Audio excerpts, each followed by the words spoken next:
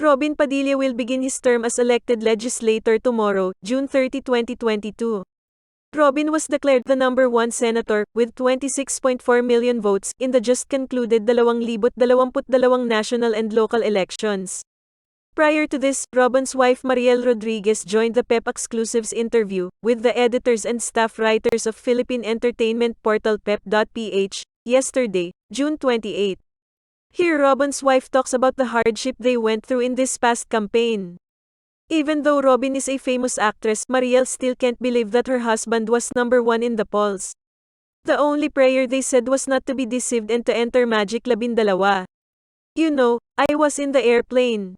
Because right after voting, we were flown, we went to Spain, Mariel said about the entry of votes, on the night of May 9. So, I was in the plane, so many people are messaging me that Robin was number 1. You know, that's how it is, you can really cry, as if I was crazy on the plane, I was crying. Because I was just so happy and so touched. I mean, my thinking was, my only prayers were not to deceive Robin. Because, I know that people love him, I know that. My prayer really was that he would not be deceived. And then, never in our wildest dreams did we hope that we expected him to be number 1. So, it was really such a surprise. They also said they were worried in the first wave of surveys because the husband was far away. Mariel promised, you know, when we started, we weren't in the survey, we were in the 20 plus. If in 2019 he ran the height, his number in the survey was good.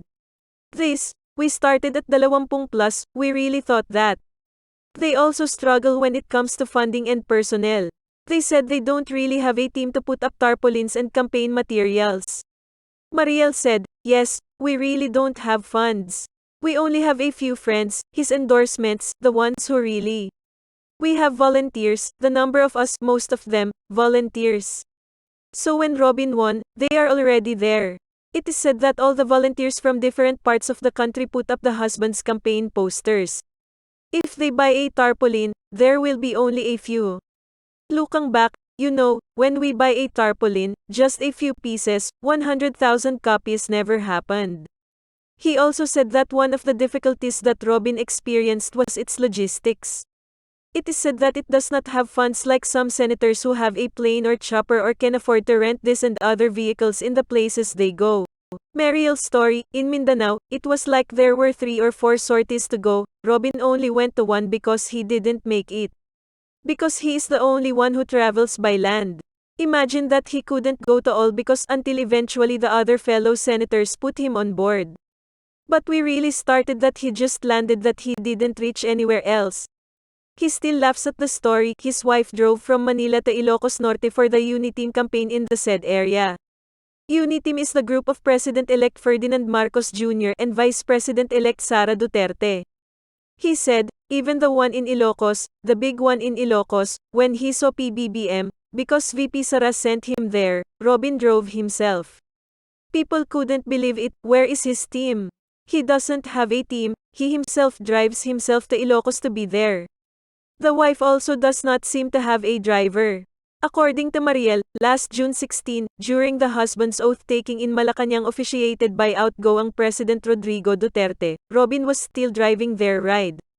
Mariel said, things haven't changed, but there should be a little change anyway. When we were in Malacanang for his oath-taking, I felt the PSG Presidential Security Group was confused, the guards were confused, because Robin was the only one who drove himself. Ever since Robin announced his candidacy as senator, criticisms have erupted over what he could do in the Senate. But Mariel is sure that her husband can do a lot as a legislator. He said, I think that's really included. What I know because I will do. I knew he would, that I wouldn't be embarrassed. Like right now, so busy, every day, he's doing all this meeting. He sits down with all the things he needs to do, the deadlines he needs to meet. She hardly sleeps anymore, she needs to read. He was very dedicated. So, I know he's like that. So, I didn't doubt, alright, just say that, it's okay because he'll do it, Robin. Even though he is very busy, Robin is still working on a way to fill the missing time. Naintindihan daw ito ni Mariel dahil buong pamilya silang nagdesisyon tungkol sa kanyang pagtakbo. Aniya, No, no, no, no. Ang lagi naming ang desisyon na ito, we did as a family. So, alam namin na ganito yung mangyayari.